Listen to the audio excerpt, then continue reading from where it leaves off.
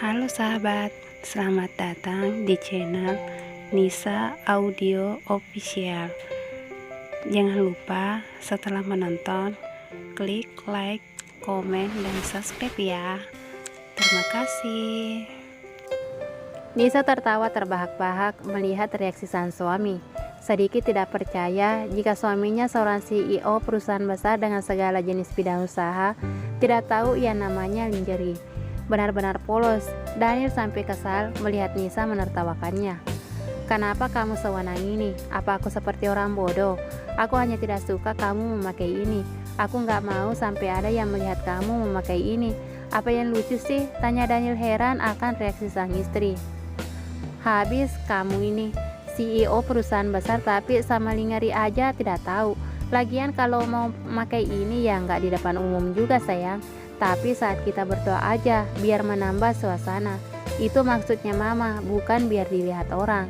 Jelas Nisa pada suaminya alasan dia tertawa. Oh, jadi kamu mau make ya?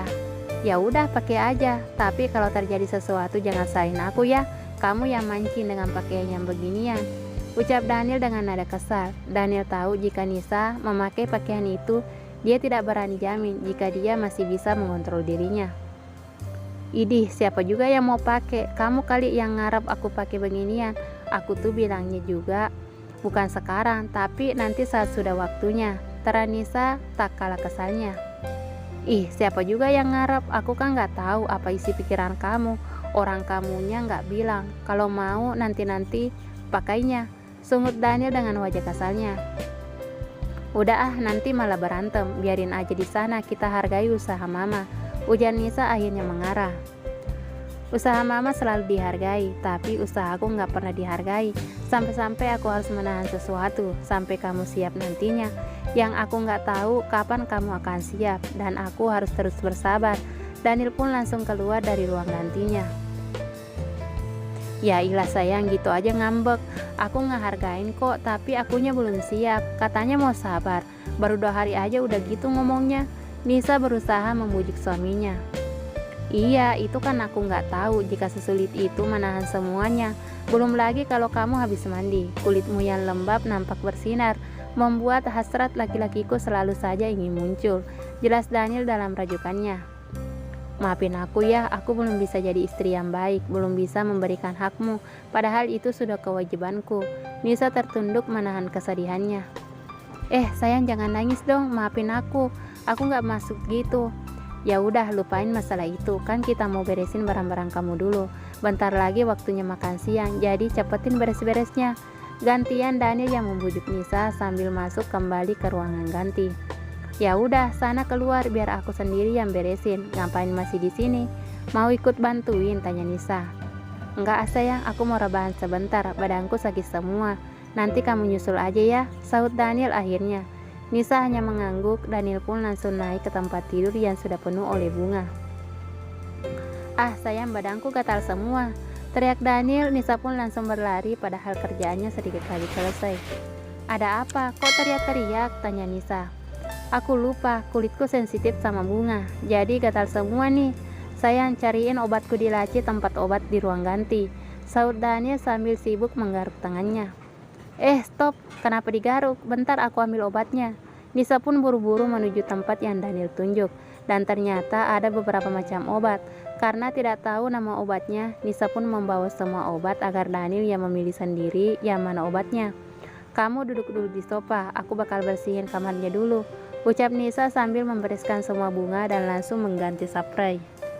Mama nih suka banget aneh-aneh, kan akhirnya hampir mencelakai anaknya. Masa sampai lupa begitu kalau kulit anaknya nggak bisa kena bunga mawar, omel Daniel kesal. Daniel pun meminum obatnya dan menggaruk pelan bagian tubuhnya yang gatal. Udah jangan ngomel, kamu aja lupa kalau sensitif sama mawar. Ya udah mandiin sama air hangat, siapa tahu berkurang gatalnya. Daniel pun menurut karena sudah tak tahan dengan gatal di tubuhnya. Sambil melangkah ke kamar mandi, Daniel meraih ponselnya. Nisa tak tahu bahwa Daniel pasti akan mengomel pada mamanya. Halo, assalamualaikum nak. Baru juga mama pulang, udah nelpon aja, kangen ya sama mamanya. Canda mama, begitu panggilan tersambung. Mama mau nyelakain Daniel ya? Mama sengaja kan bikin Daniel gatal-gatal. Omel Daniel sampai lupa menjawab salam mamanya. Apaan sih nak? Emang mama ngapain? Kok bisa mau bikin kamu celaka? Mama gak ngerasa tuh, jawab mama dengan santainya. Coba deh ingat-ingat lagi. Daniel sengaja biar mamanya yang sadar sendiri. Ya ampun nak, mama lupa kalau kamu alergi mawar. Maafin mama. Jadi sekarang gimana? Tanya mama cemas. Dari nada suaranya Daniel tahu mama khawatir. Ya gatal lah mah. Gimana kalau nggak hilang gatalnya? Tanya Daniel sedikit kesal. Jadi mama harus gimana? Apa perlu kita ke dokter sekarang?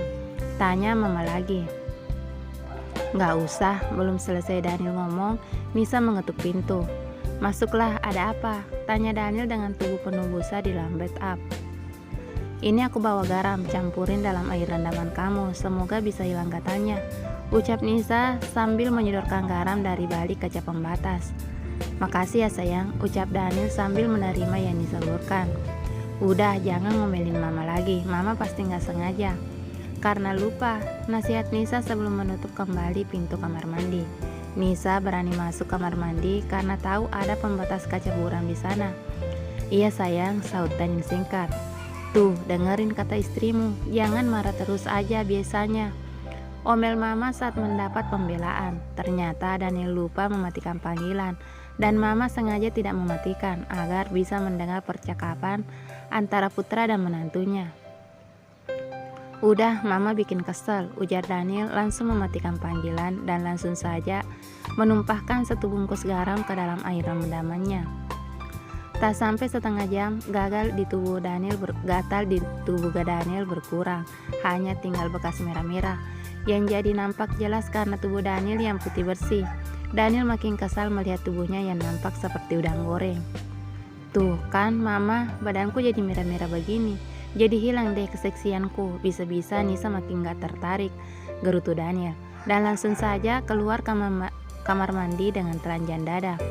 Ternyata Nisa sudah membersihkan semua. Sepertinya dibantu Bi Asi sedikit karena bekas bunganya pun tak ada. Pasti Bi Asi yang buang. Ini ada minyak kayu putih, oleskan ke badanmu biar gak merah-merah gitu, ucap Nisa sambil mengulurkan sebotol minyak kayu putih. Olesin dong sayang, mana bisa aku oles sendiri yang bagian belakang, sedangkan yang banyak merahnya di punggung, rengek Daniel yang sengaja ingin mengerjai sang istri. Kamu nih sayang, udah dibantuin masih aja banyak maunya, gerutu Nisa tapi sambil membuka tutup botolnya. Daniel pun langsung duduk membelakangi sang istri. Ya kan sama istri sendiri, gak apa-apa dong sayang, kecuali minta diolesinya sama istri orang. Nah baru deh sayang ngomel, kalau bukan istri terus siapa yang ngolesin? Kan gak mungkin Bi Asi, atau mesti panggil Brian dulu, cicit Daniel mencari pembenaran. Kalau istri orang bukan aku yang ngomel sayang, tapi suaminya bakal bawa pedang. Emang mau digutuin? Hehehe. Mau Bi Asi gak apa-apa, ntar aku panggilin. Atau Brian juga boleh, balas Nisa menggoda suaminya. Ah sayang nih, mau olesin minyak aja banyak banget ceritanya. Udah bisa jadi satu novel kalau ditulis, gerutu Daniel. Nisa hanya tersenyum mendengar ucapan suaminya. Nisa pun mengolesi tubuh sang suami, namun jantungnya seperti melompat ke sana kemari. Ini kali pertamanya menyentuh bagian tubuh selain tangan, tanpa penghalang apapun. Sungguh Nisa merasa deg-degan, namun dia harus tetap menyentuhnya karena suaminya sedang sakit. Ya, sakit akibat ulah sama mertua. Nisa terpaksa menyentuh tubuh suaminya. Nisa bergegas mengolesi agar bisa selesai secepatnya. Sebenarnya Daniel pun merasakan hal yang sama. Sentuhan tangan Nisa di tubuhnya membuat Daniel terbawa suasana. Bulu-bulu di tubuhnya berdiri dan Nisa tersenyum melihatnya. Tak menyangka Daniel pun sama sepertinya. Setelah selesai Daniel langsung menoleh, niatnya hendak berterima kasih. Namun saat pandangan mereka bertemu, keduanya tertegun, mata mereka saling menatap. Nisa bingung untuk bereaksi, dan entah kenapa Daniel merasa ada magnet yang menariknya. Wajahnya kian mendekati sang istri, dan entah apa yang merasukinya. Tiba-tiba Daniel menyentuh bibir istri, memangut bibir sang istri makin lama makin dalam. Lidahnya memaksa bibir sang istri untuk terbuka, dan Daniel memainkannya di seluruh rongga mulut sang istri sampai akhirnya Nisa tersadar saat tangan Daniel mulai menjelajahi. Bayangan guntur saat menyentuh bukit kembarnya tiba-tiba melintas. Refleks tangan Nisa mendorong suaminya, matanya terpejam, tubuhnya mundur hingga terduduk di lantai. Nisa menutupi dadanya dengan kedua tangan menghilang, seolah memberi sebuah rambu larangan agar tidak disentuh. Nisa menggeleng-gelengkan kepalanya, air matanya jatuh dan tumpahlah tangisan itu dibarengi gumaman tak jelas. Jangan sentuh aku." Kata-kata itu keluar juga. Daniel tertegun, menyadari kesalahannya. Daniel langsung mendekati istrinya yang terduduk di lantai dan mencoba menyadarkan sang istri. "Sayang, sadar, ini aku Daniel suamimu. Buka matamu sayang, lihat ini, aku.